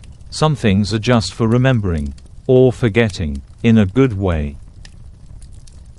The stars that night are ridiculous, like someone spilled crushed ice across a velvet blanket. You sit by the fire, bag beside you, and pull out the copper token again. You flip it over your knuckles a few times, feeling its smooth surface. You don't know where it's from. You may never know, but it's a good weight. It stays. You sleep with the bag zipped up tight, strap looped around your wrist. Not out of fear, just habit. Tomorrow, there's talk of reaching the edge of a ruined fortress, long buried under sand and silence. But tonight, the wind hums through the tents, and the smell of smoked mutton drifts across camp. And your saddlebag, it hums along too, filled with memory and string and just a touch of superstition. You ride into the scent of dust and history just after noon, where the path begins to widen and the hills slump down into a shallow basin. The talk around camp last night wasn't just rumor, there it is now. Rising from the earth like a broken tooth, the remains of an old fortress. The sun scorches the stone, baking it into gold-edged outlines of something that used to mean power. From horseback, it looks deceptively small, like a few scattered walls and the skeleton of a gate. But as you get closer, your horse starts picking its way through mounds of stone and twisted wood. The remains of watchtowers and arches. Someone whistles low beside you. Someone else spits. No one speaks of ghosts, but you all feel them. Your saddlebag bumps lightly against your thigh as you dismount. You can feel the weight of your belongings shift with each step as you walk the ruins. It's like the bag is watching too, curious, cautious, full of all the little things that have kept you alive long enough to see this. You set the bag down beside a shaded wall and begin to explore. You find shards of pottery first, some painted with curling red lines. One piece has a bird on it, mid-flight, caught forever in clay. You add it to your oddities pocket without hesitation. Later, under what used to be a stairwell, you uncover a rusted belt buckle, partially fused to a lump of sand. You debate keeping it, then decide it's got the right amount of mystery. Into the bag it goes. You wonder aloud, who built this place? Some Persian outpost, someone offers, or maybe Chinese engineers during the empire's expansion.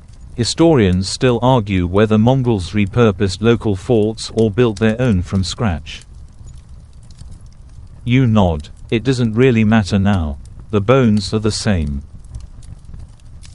There's an echo here, though. Every footstep bounces back like the walls are remembering who they once belonged to. You listen carefully, not for ghosts, just for stories.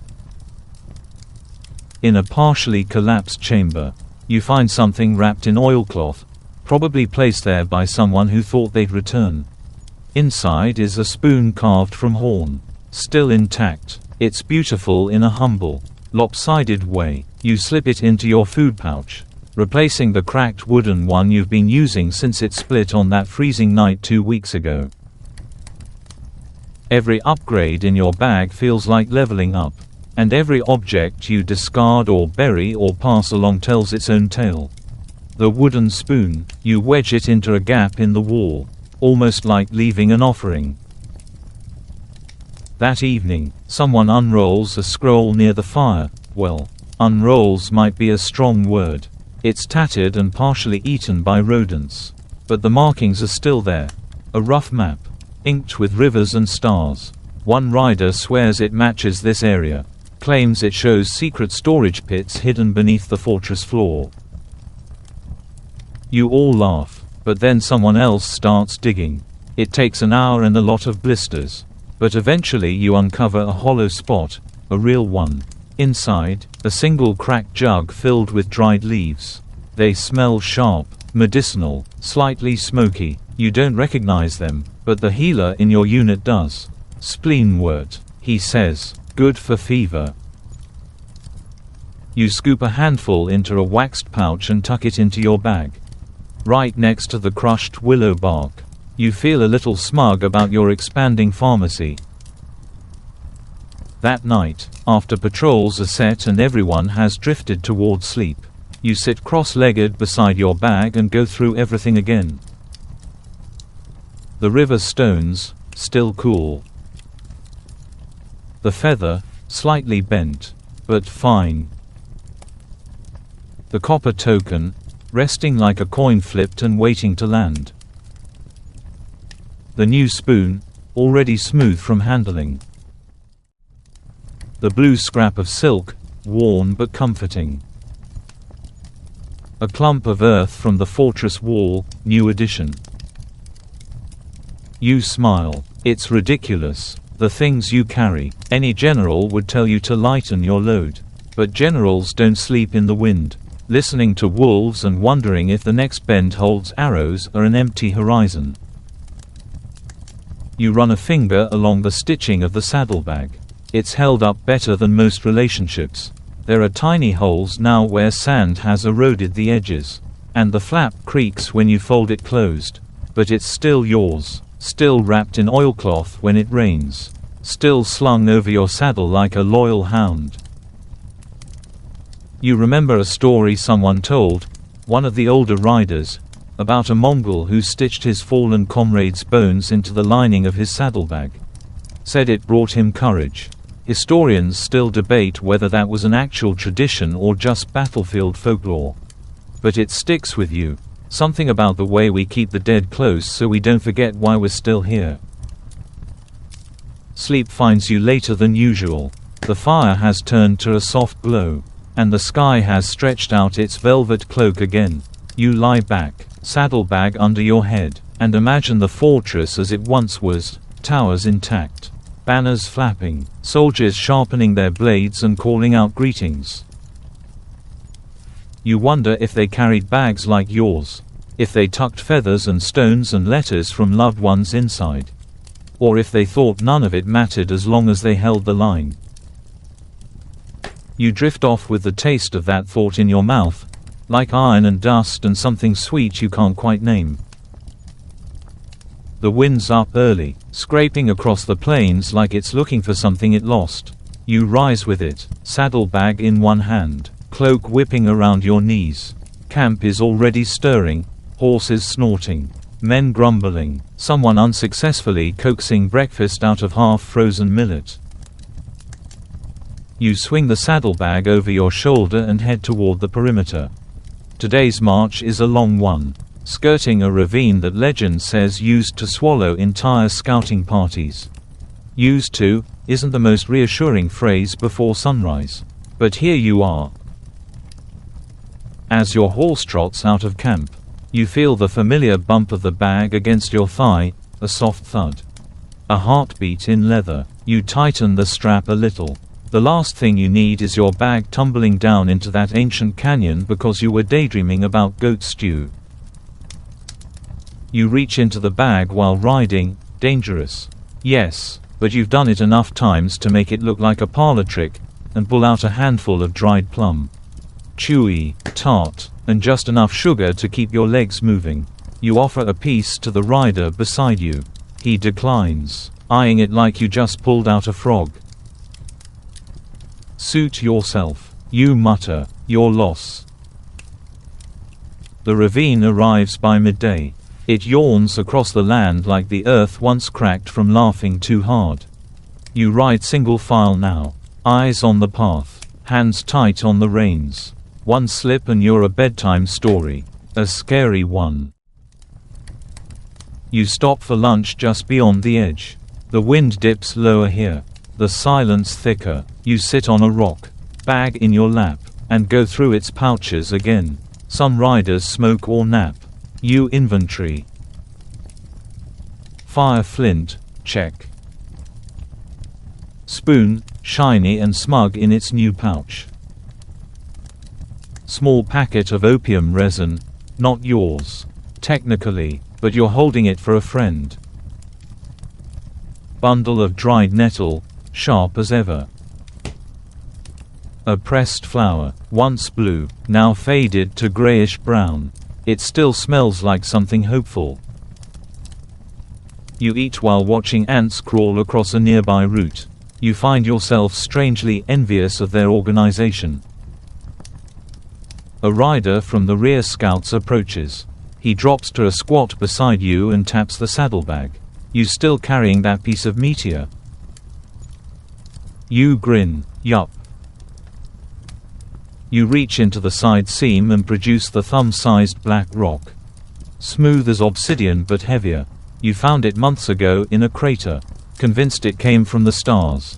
Or, you add, from someone's old fireplace. Historians still argue whether Mongols recognized meteorites as sacred or just used them as paperweights. He chuckles. You ever think of getting a smaller bag? You shake your head. You ever think of being less boring? Touché. The ride continues under a sky that seems too blue to trust. You pass stone markers, cairns built by someone else's ancestors, and an abandoned tent where desert vines have claimed everything but the pegs. You pause just long enough to add one vine-twisted peg to your bag. Maybe you'll use it as a clasp one day. Maybe you just like the look of it. By sunset, you reach another rise. Below it spreads a lake, shallow, reed-choked, but glistening like spilled silver. You make camp on the bank. Someone finds frog eggs. Someone else finds leeches. Both are oddly delighted. You lay your bag beside you as you unpack the night's meal. You notice something odd. One of the outer buttons, made from carved bone, has cracked clean through. You frown, then smile. That button's seen 3 battles, 2 sandstorms, and a romantic misunderstanding you're still pretending didn't happen. It's earned a quiet retirement. You remove it, wrap it in cloth, and tuck it deep into the retired trinkets section of your bag. You replace it with a button you carved yourself weeks ago, from the wood of a sacred grove you were definitely not supposed to cut from. You rub it once for luck. Dinner is boiled barley with chunks of dried goat. It's not good, but it's hot, and right now, that's enough. A younger rider sits beside you and asks if he can look through your bag. You hesitate, then nod. He lifts items one by one, eyebrows rising higher with each object. You carry all this, every day? Yep. Why? You consider this, because someday, I'll be far from here. and I'll need a reminder of what I survived." He sets the bag down slowly, like it's something sacred. "You ever get rid of anything?" You nod. "All the time." "It's true, you've buried things, burned things, given him away in trade or in thanks. Your bag isn't a museum. It's a living archive." You look up at the stars beginning to scatter overhead. Somewhere out there is a comet named after a Mongol astrologer, his calculations scratched on parchment and carried in a leather tube not unlike your bag. Historians still argue whether it was genius or coincidence. You prefer the story where he made the comet turn with sheer will. You think about that as you pull your blanket over your chest and the fire snaps softly beside you. Your bag lies nearby, still and quiet, but full of motion in your mind. The wind rustles the reeds by the lake. A frog croaks. You slip one hand into the bag and close your fingers around the smooth wood of your new button. It's oddly comforting. You fall asleep wondering what you'll find tomorrow, on the road. In a ruin, in the pocket you forgot existed, and how much space you still have left for the unexpected. The next morning, the air tastes like dew and reed pollen, and your blanket is damp with mist. You wake before the others, startled by a dream you can't quite remember, something about riding a flaming yak across the steppe. You decide not to unpack that one. The fire's just embers now, but the lake is a perfect mirror, glassing the dawn in stillness. You sit beside it, saddlebag in your lap, and begin your usual ritual, checking for damage, restuffing what shifted, reorganizing what the terrain has jumbled. It's peaceful, meditative, almost. You line up your belongings like little soldiers and take a mental tally. Flint and steel, dry and nested in linen. Medicinal herbs, flattened but fragrant. The meteorite rock, still strangely cold, even after all these weeks. A tiny carved idol given to you by a shaman. She said it would protect your bones. And you weren't in a position to be picky. You pull out your small mirror, cracked but functional, and inspect your reflection. Dust, sunburn, and enough sleep deprivation to qualify as a science experiment. Looking good, you whisper sarcastically. From your left, the cook stirs, talking to your bag again. No, just scolding my face. He snorts, same difference. By the time breakfast clinks into bowls, the camp is alive again. Some are mending boots, others are adjusting saddles. You're busy repacking, this time prioritizing accessibility. Today, you'll be crossing through merchant territory, and the captain thinks there may be a trade opportunity, which means your bag might need to shift from survival kit to negotiation tool. You tuck your copper token into the side flap, small enough to give, rare enough to matter. You also move the pressed flower up top. It looks like nothing, but some traders get sentimental. You've made stranger deals. You set off shortly after, the hooves of your mount soft in the morning grass. The steppe rolls out ahead, shimmering under the rising sun. After a few hours, you spot the first sign of life, a plume of smoke and the distant jingle of bells. A caravan. The camp halts. Scouts go ahead. You wait. Eventually, the signal comes, thumbs up. Trade possible, no ambush. You ride in cautiously, the smell of spice and horse sweat hitting you like a wave. The traders wear robes dyed in colors too bright for combat. One of them has golden teeth. Another wears a hat so wide you're certain he could use it as a tent in emergencies. They spread their wares on carpets, glass beads, tin cooking tools, iron arrowheads, and a few dyed silks. You're drawn to a small bundle wrapped in wool. You point. The trader unwraps it slowly. Inside, salted yak cheese, hard as rock, yellowish white, and oddly enticing. How much? You ask. He points to your bag. Your hand instinctively pulls it closer. Not the bag, you say firmly. He laughs. No, something from the bag. You hesitate, then reach into the middle pouch and pull out a piece of petrified wood shaped like a rabbit's foot. You'd found it in the Gobi, convinced it would bring luck. So far, its success rate was debatable. You offer it. He sniffs it, nods. Deal. You bite into the cheese. It's aggressively sharp, borderline hostile to your taste buds, but satisfying in a way only weird food can be. You wrap the rest and stow it carefully. The rest of the day is calm. No storms. No arrows. No existential questions louder than a whisper. You talk with a few traders, swapping tales. One of them tells a story about Genghis Khan's saddlebag being filled with nothing but bones and poetry. Historians still argue whether that's literal or metaphorical. You hope it's both. You pick up a new trinket, a flute carved from bone. Pitched oddly but soothing when played softly. The trader says it was made for luring mountain spirits. You raise a brow, but trade anyway. 2 buttons and a dried pear. Back on the road, you try the flute. Its sound is thin, reedy, like the wind through hollow bamboo. But in the quiet that follows, everything feels more alive. That night, camp is set near a hillock where the grass grows thick. Someone roasts something unidentifiable but smells divine. You sit on a flat rock, your bag beside you, and take inventory again.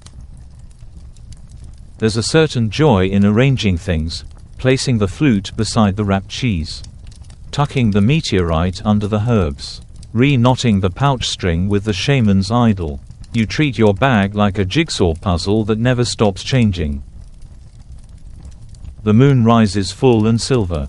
Shadows stretch long, peaceful. You pull out your pen and write a note in the back of your journal. Bag heavier than ever. Me, too, but some weights are the good kind. As you finish, you hear singing, low, soft, one of the younger riders humming a lullaby in a dialect you don't know. You close your eyes and let the warmth of fire and stars seep into your bones. The bag rests beside you like a quiet beast, patient, faithful, full of stories. You think, just for a second, about what you'll leave behind when this campaign ends.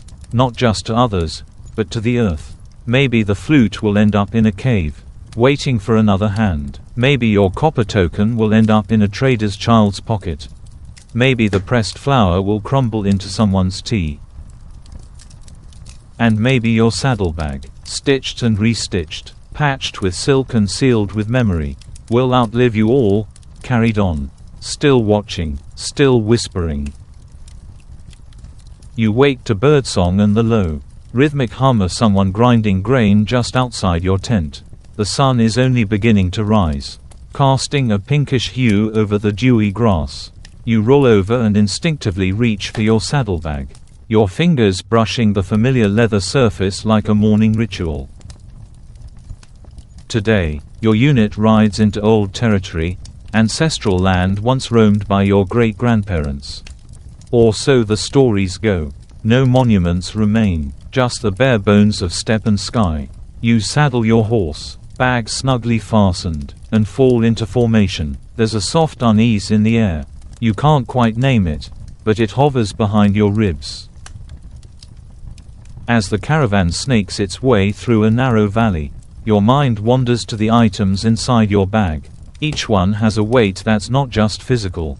The bit of meteorite reminds you of the stars, the pressed flower, of a long-gone flirtation in a river town whose name you never learned.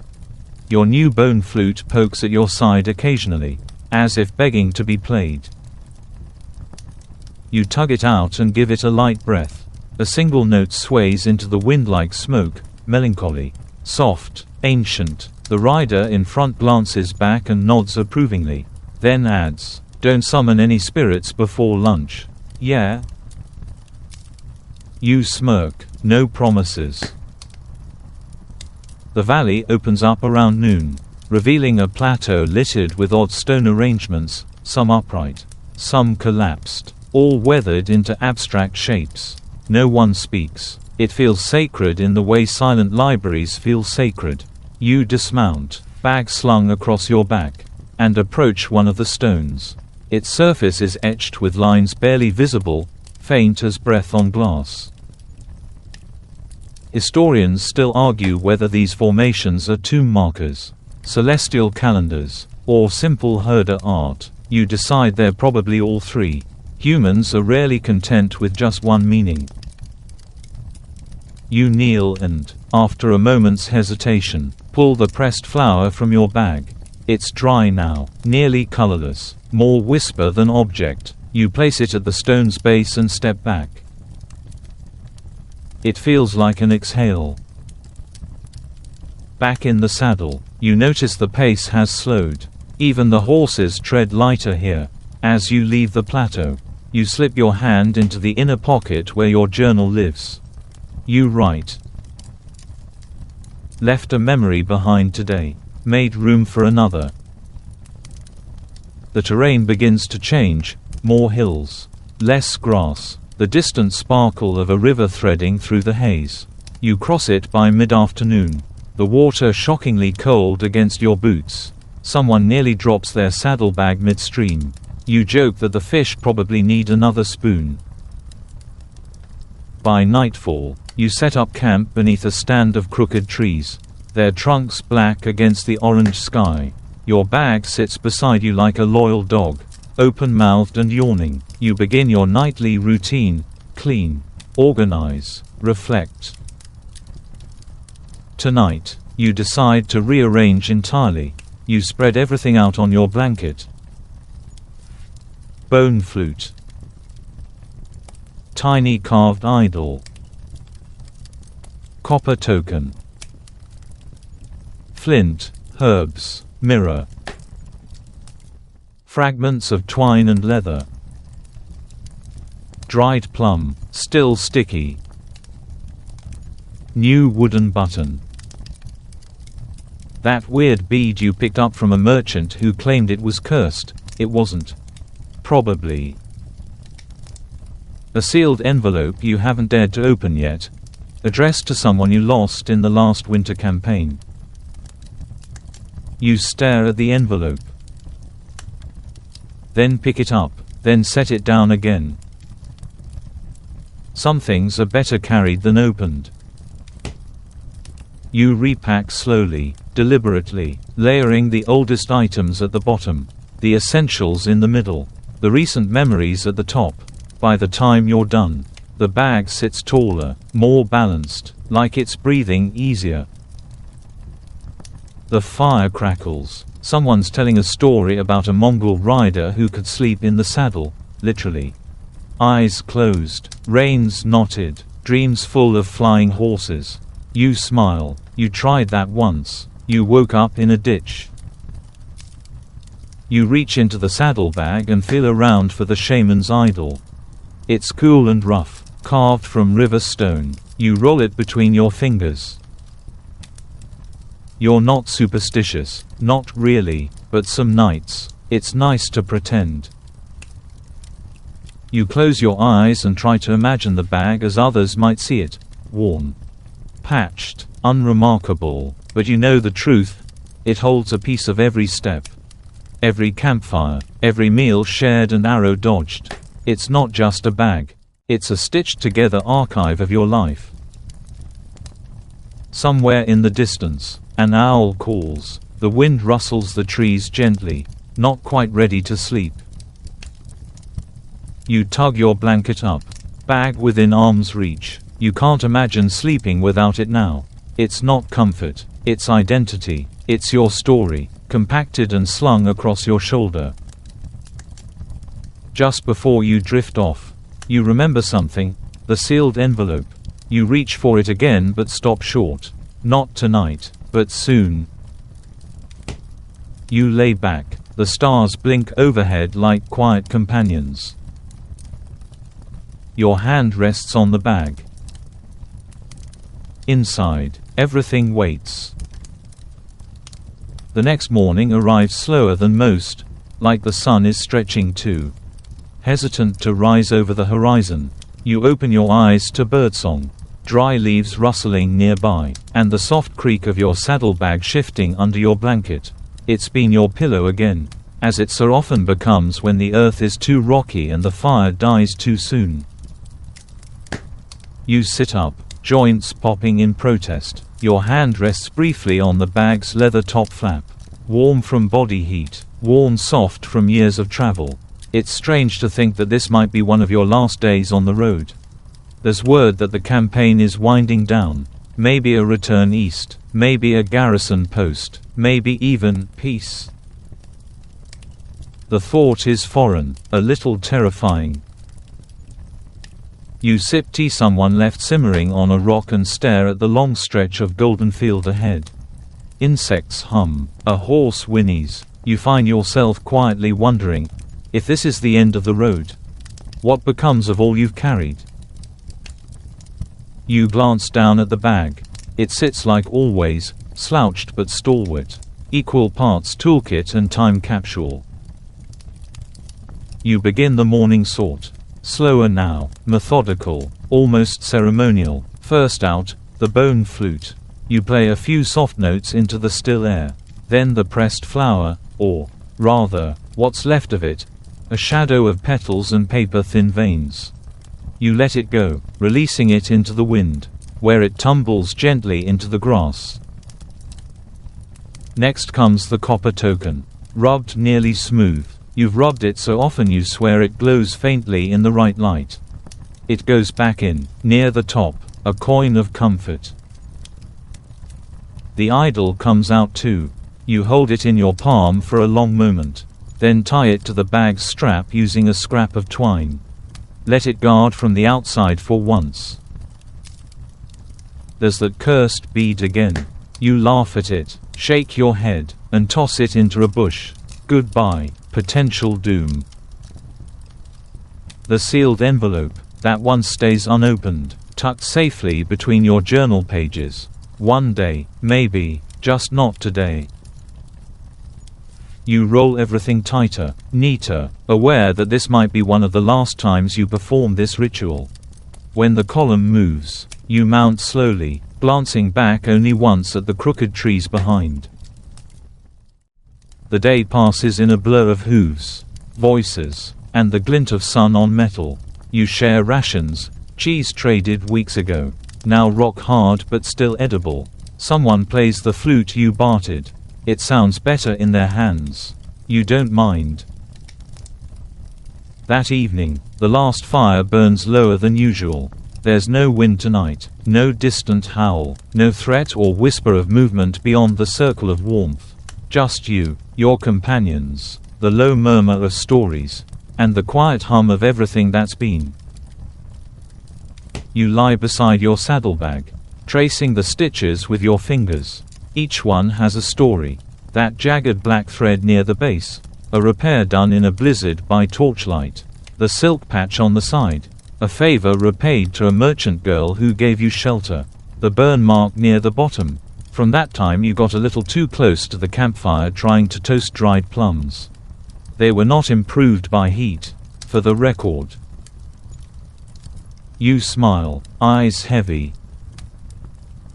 In a way, your bag has become more you than your name, your armor, or even your horse. It knows your rhythm, your weight, your scent. It has carried not just your supplies, but your fears, your faith, your foolish little hopes wrapped in paper and string. You begin to doze. Someone pokes you. Hey, if you could keep only one thing from your bag, just one, what would it be? You don't answer, not aloud. Because you already know. It's not the flute, not the token, not even the journal. It's the bag itself. The rest can come and go. You've lost things before, you'll lose more in time. But the saddlebag, it's the vessel, the keeper, the constant. Your eyelids flutter closed, and the fire pops, spitting an ember skyward. And just before sleep claims you, you imagine centuries from now, someone finds this bag, tucked in a cave, or beneath a tree, or deep in the dust of a forgotten battlefield. They open it, they feel the weight. And maybe, just maybe, they'll understand something about who you were. About what it meant to ride these endless plains. Wind at your back, 1,000 stories stitched into a single threadbare bag. And now, as the final echoes of hooves fade into the distance, your breath softens. The campfire has turned to glowing coals, flickering gently like a heartbeat in the dark. The bag rests quietly at your side, no longer a tool of survival, but a gentle symbol of journeys traveled, memories carried, and a life weathered by time and distance. You shift slightly, the blanket wrapped around you like a cocoon.